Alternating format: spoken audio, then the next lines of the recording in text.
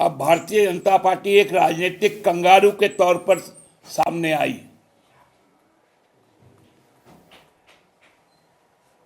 Kangaroo के पेट में जो झोला होता है, भाजपा के स्टार प्रचारक नरेंद्र मोदी जी ने भी वही झोला अपने पेट में बांध लिया, अपने परिवार के लोगों को उसमें भर लिया। ईडी को, सीबीआई को, डीआरआई को, आईटी को,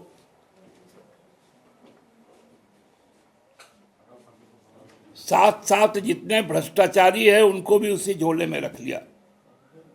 हमारे इमेज को, हमारे चरित्र को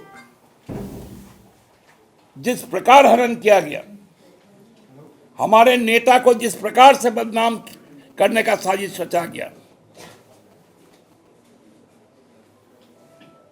उसको तो हमारे लोगों ने पकड़ लिया।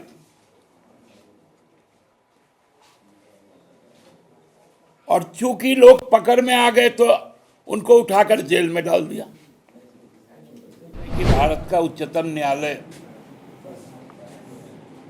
ने ईडी को लेकर कई बार टिप्पणी की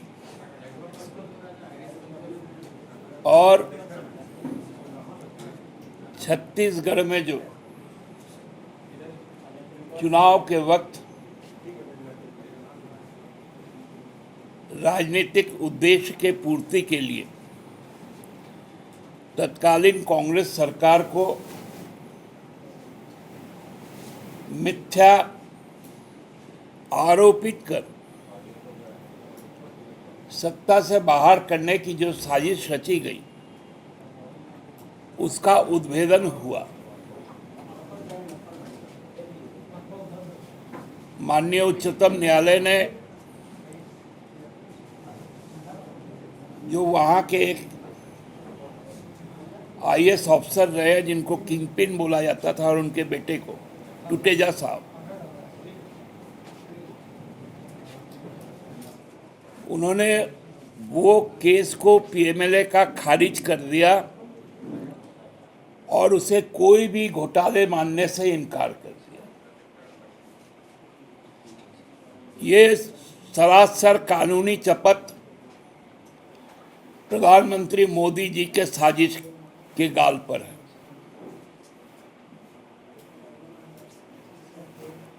ये पूरा देश जान गया कि हमारे प्रधानमंत्री मोदी जी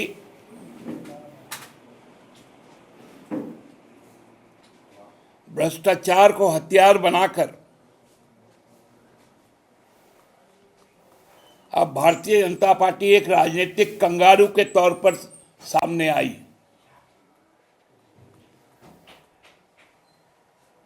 कंगारू के पेट में जो झोला होता है, भाजपा के स्टार प्रचारक नरेंद्र मोदी जी ने भी वही झोला अपने पेट में बांध लिया, अपने परिवार के लोगों को उसमें भर लिया। ईडी को, सीबीआई को, डीआरआई को, आईटी को,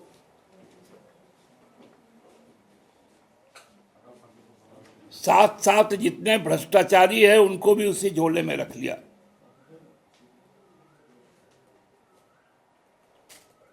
उनका एक नया परिवार बन गया। सुप्रीम कोर्ट ने उनके इस इरादे को भांप लिया। पहले इलेक्टोरल बॉन्ड की चोरी पकड़ी, ईडी और आईटी का छापा मारकर जो रंगदारी वसूला गया इलेक्टोरल बॉन्ड के नाम पर, उसका खुलासा हुआ और अब छत्तीसगढ़ का खुलासा भी हो गया। हर चीज को पीएमएलए के साथ जोड़ देना। हमारे नेता हेमंत सोरेन जी को भी चुनाव के पूर्व, ताकि वो चुनाव प्रचार ना कर पाए, भाजपा के चोरी को लोगों तक नहीं ले जा पाए, एक जमीन के मामले पर जो सिविल नेचर का है, को एक तथाकथित कहानी बनाकर मनी लॉन्ड्रिंग में ले गया।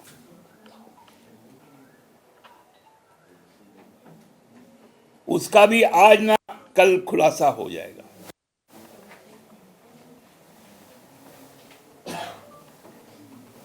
ये क्या तरीका है?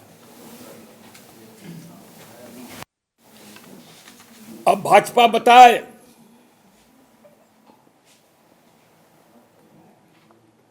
कि ईडी के द्वारा और कितने ऐसे ऐसे केस किए जाएंगे, आईटी के द्वारा और कितने नोटिस और छापे मारे जाएंगे।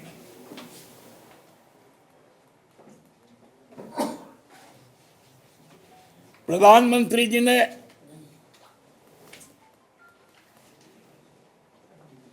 एक व्यापारी जिनका अंतर्राज्यीय कारोबार है, साहू परिवार का,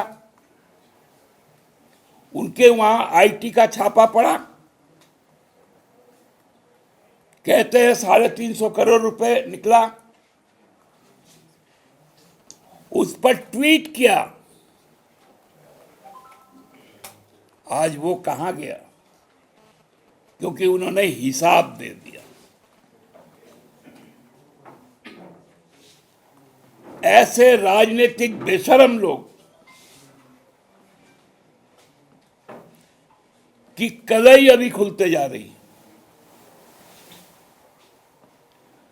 भ्रष्टाचार और परिवारवाद का पर्याय मोदी जी बन गए।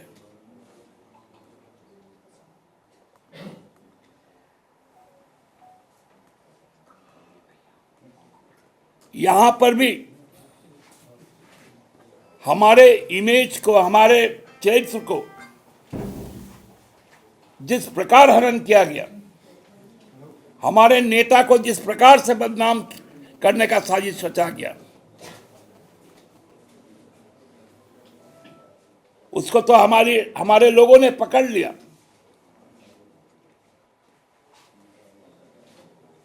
और चूंकि लोग पकड़ में आ गए तो उनको उठाकर जेल में डाल दिया।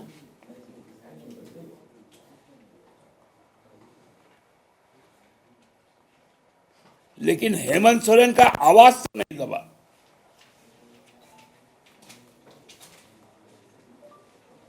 आप छत्तीसगढ़ में केवल अदानी को घुसाना था। बस्तर के इलाकों में उनको खनन करने के लिए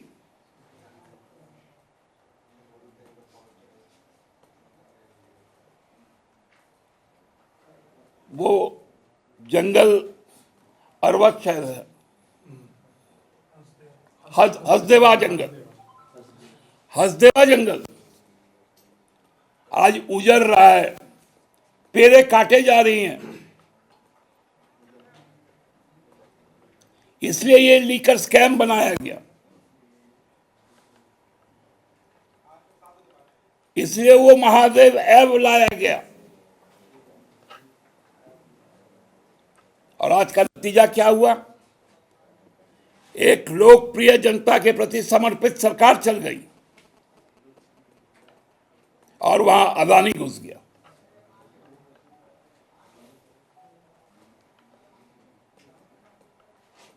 यह साजिश आज खुल के सामने आ गया। माननीय उच्चतम न्यायालय का बहुत बहुत धन्यवाद। पहला इलेक्ट्रल बॉन्ड के लिए, दूसरा इस तरह के स्पष्ट निर्णय के लिए। और हमें उम्मीद है कि हमारी जो एक ईवीएम पर भी जो एक दावा है जो सुनवाई के लिए लंबित है, ईसीआई को नोटिस गया है कि वीवीपैट के पर्ची के गिनने के संबंध में, उस पे भी सार्थक नतीजा आएगा। अब ये नौटंकी बंद हो। प्रधानमंत्री जी अपने 10 साल के काम का हिसाब दे और अपने किए गए दुनिया के सबसे बड़े भ्रष्टाचार का जवाब जनता के बीच में दे। धन्यवाद।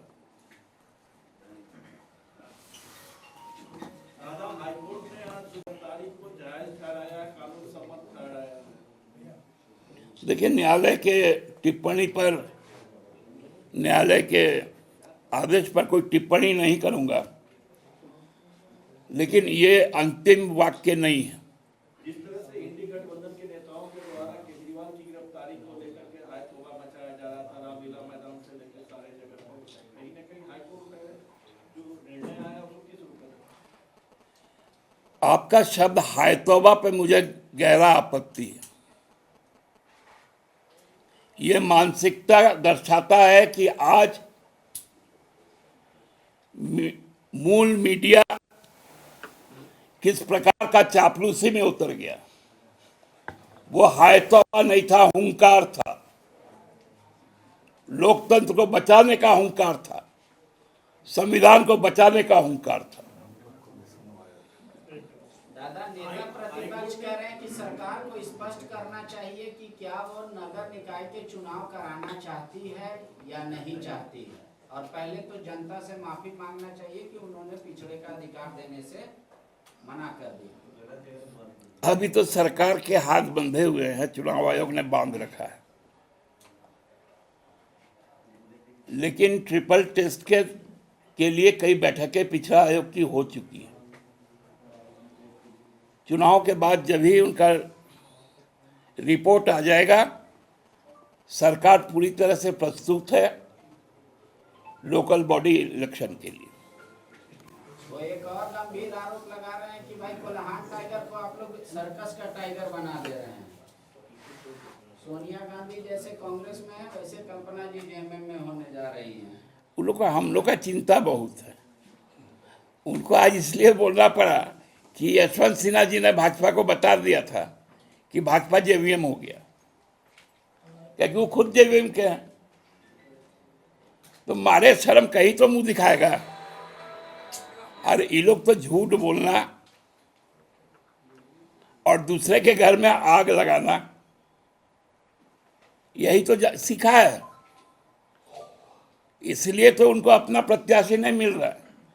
पूरे देश में आप भाजपा के प्रत्याशी देख लीजिए, हर तीसरा प्रत्याशी उनका दूसरे दल से आया हुआ है, और जिस पर भ्रष्टाचार का आरोप था।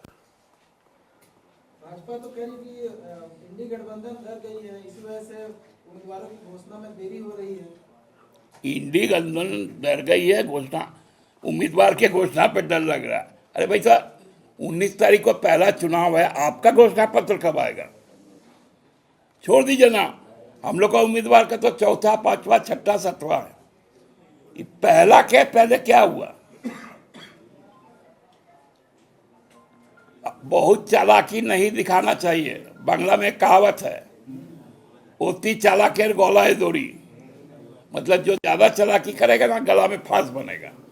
बायोम मेडिकल प्रिपरेशन का एकमात्र संस्थान जहां है complete digital classrooms, individual doubt counters, video lectures, student tracking system, library facility, 100% result oriented rankers batch, study package and class notes in PDF।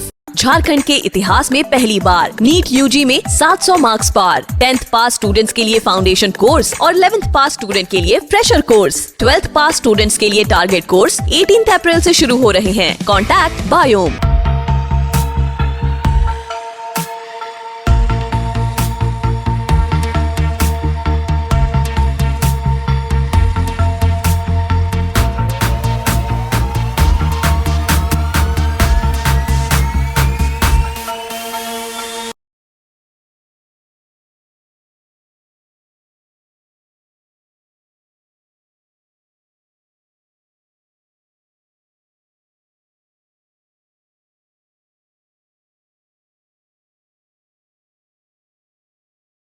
thefollowup.in.